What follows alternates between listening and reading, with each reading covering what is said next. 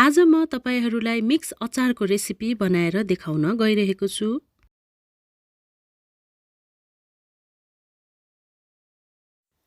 यो अचार हरेक पर्वमा बनाउने गरिन्छ। यसमा थरीथरीका तरकारीहरूको स्वादको सम्मिश्रण हुन्छ। यो रेसिपीलाई तपाईहरुले पनि एकपल्ट ट्राई गर्नुभयो भने सधैँभरि यो रेसिपीलाई सम्झिरहनुहुनेछ। ल सुरु गरौँ है त आजको हाम्रो रेसिपी।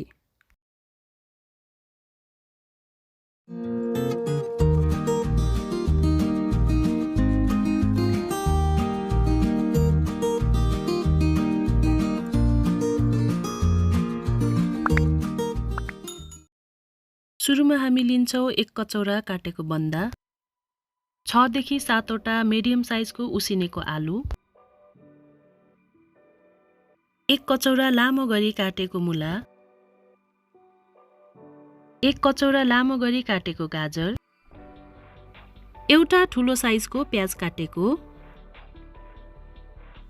1 कचौरा जति हरियो मटर, 2 टेबलस्पुन तोरीको तेल, 2 चम्ची पानीमा भिजाएको लप्सीको धुलो, 1 मुठी ताजा हरियो धनिया। अचारको टेस्ट च्वास्स, पिरो, मिठो, अमिलो बनाउनका लागि यी मसला युज गर्छौं। 4 वटा हरियो खोर्सानी, 4 वटा सुकेको खोर्सानी, छोपको लागि 2 टेबलस्पुन आलस, 1 टीस्पुन टिमुर, 1 टेबलस्पुन जिराको दाना, 1 टीस्पुन तोरीको दाना, हाफ टीस्पुन बेसारको धुलो, हाफ टीस्पुन ज्वानो, मेथी, जिरा मिसाएको मसला, 4 पोटी सानो लसुन र नुन स्वाद अनुसार। सुरुमा हामी ग्यासमा कराई बसाल्छौं। कराई तातेपछि त्यसमा हामी आलस, टिमुर र जिराको दाना फ्राई गर्छौं। सुकेको खोर्सानीलाई पनि हामी त्यही मसलासँग भुट्छौं। ग्यासको फ्लेमलाई लगभग 2 मिनेट जति मिडियम आँचमा राखेर हामी ती सबै मसलाहरूलाई भुट्छौं। हल्का पटपट भएर भुटिसकेपछि हामी ग्यासको फ्लेमलाई बन्द गर्छौं र एउटा भाँडोमा खन्याउँछौं। त्यसपछि ती भुटिएका मसलाहरूलाई हामी मिक्सर जारमा अथवा सिलौटामा पिस्छौं। हाम्रो अचारको मसला रेडी भइसकेको छ। यो मसला एकदमै धेरै मसिनो हुनु जरुरी छैन। अब हामी एउटा सानो भाँडा लिन्छौं र त्यसमा सबै सामग्रीहरू मिसाउन थाल्छौं।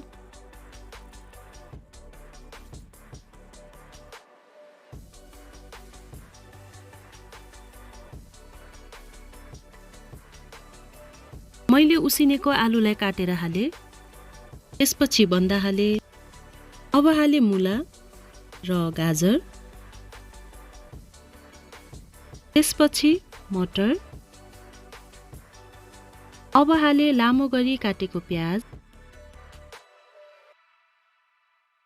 थोरै धनियाको पत्ता अहिले सुरुमै हाले,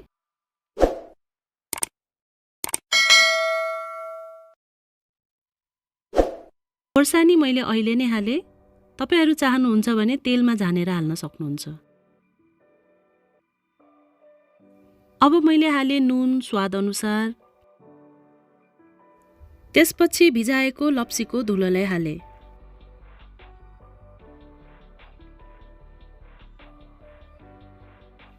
अब हामी सुरुमा पिसेर राखेको अचारको मसलालाई हाल्छौं।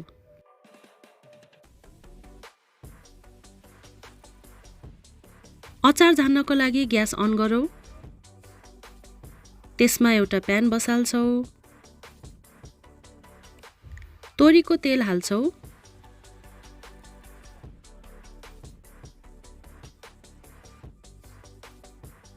तेल हल्का तात्दै गइसकेपछि हामी त्यसमा ज्वानो, मेथी, जिरालाई फुराउँछौं।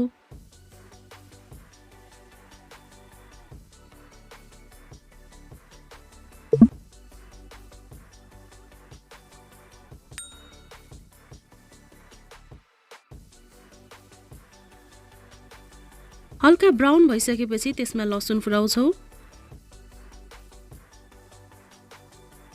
अब हामी जिम्बो हाल्छौं। त्यसपछि हाल्छौं तोरीको दाना,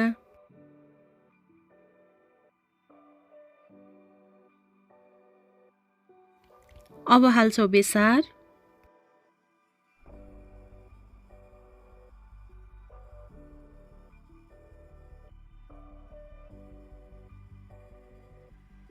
सबै हल्का ब्राउन भइसकेपछि हामी ग्यासको फ्लेमलाई अफ गर्छौँ।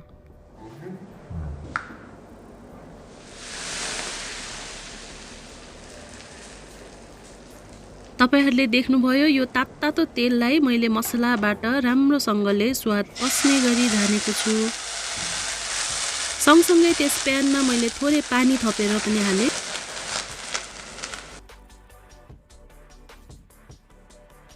अब यसलाई हामीले चम्चाको सहायताले अथवा सफा हातले मज्जाले मिक्स गर्छौं।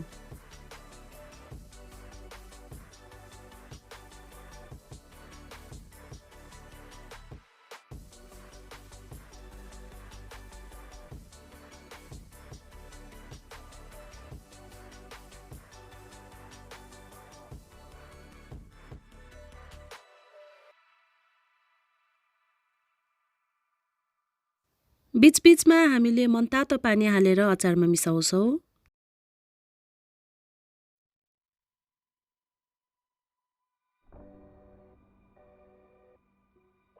यसरी मिक्स गर्दै गर्दा कुनै आलुलाई हामी मज्जाले थिच्छौं। यसरी आलु म्यास गर्यो भने अचारको सबै सामग्रीहरू मज्जाले मिक्स हुन्छ। तपाईलाई ग्रेभी मन पर्छ भने अझै थोरै पानी थप्न सक्नुहुन्छ।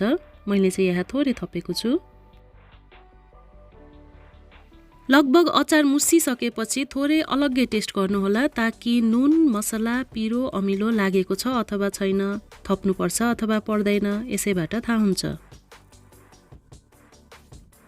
हाम्रो अमिलो पिरो मिक्स अचार सर्भ गर्नको लागि रेडी भइसकेको छ।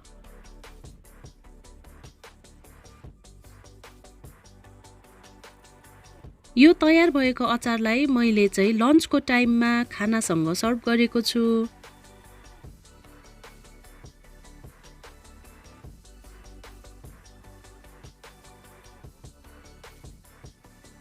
तपाईहरु यो रेसिपीलाई खाना, रोटी, पुरी अथवा चिउरासँग खान सक्नुहुन्छ।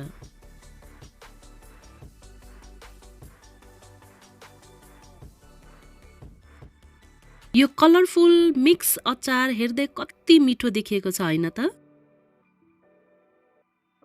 यो अचारलाई धेरै जसो चाडपर्वहरुमा बनाउने गरिन्छ र नेवारी भोजमा पनि यो एकदमै महत्त्वपूर्ण रेसिपी हो।